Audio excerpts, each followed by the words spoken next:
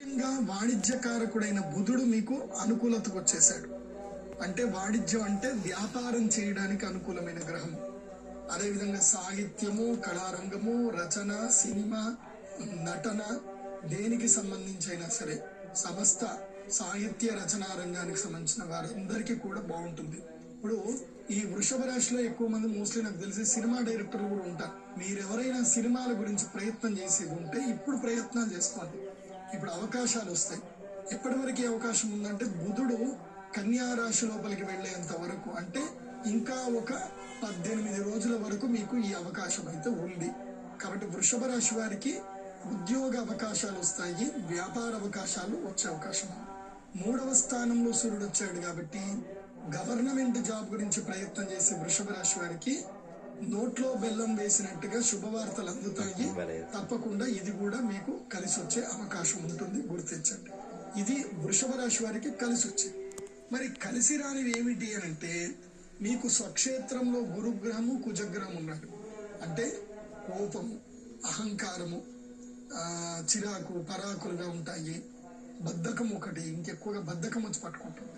కాబట్టి ఈ బద్ధకాన్ని మీరు వదలాలి. అందుకే సూర్య నమస్కారాలు చేయడం చేయండి. వృషభ రాశి వారు ఉదయాన్నే లేచి యోగా నేర్చుకోండి. యోగ విద్య మీదనే కాన్సన్ట్రేషన్ చేయండి వృషభ రాశి వారు. నేను లాస్ట్ టైం కూడా చెప్పాను, తీర్థయాత్రలు చేయండి అని చెప్పాను. బిజినెస్ ట్రిప్ చేయమని చెప్పాను. ఎవరెవరైతే లాస్ట్ వీక్ బిజినెస్ ట్రిప్ చేశారో ఈ వారానికి అది యాక్షన్ లో పెట్టుకోవచ్చు. లేదు బిజినెస్ ట్రిప్ చేయలేదు, ఈ వారమైనా సరే బిజినెస్ టూర్లు కొట్టండి. ముఖ్యంగా సూరత్ వెళ్ళండి, అలాగే ఢిల్లీ వెళ్ళండి, ఎలక్ట్రానిక్ మార్కెట్ ఎలా ఉందో తెలుసుకోండి. ముంబై వెళ్ళండి, ఇంపోర్ట్ ఎక్స్పోర్ట్ ఎలా ఉన్నాయో తెలుసుకోండి. స్క్రాప్ బిజినెస్ కూడా చాలా బాగుంటుంది. చాలా వ్యాపారాలు ఉంటాయి.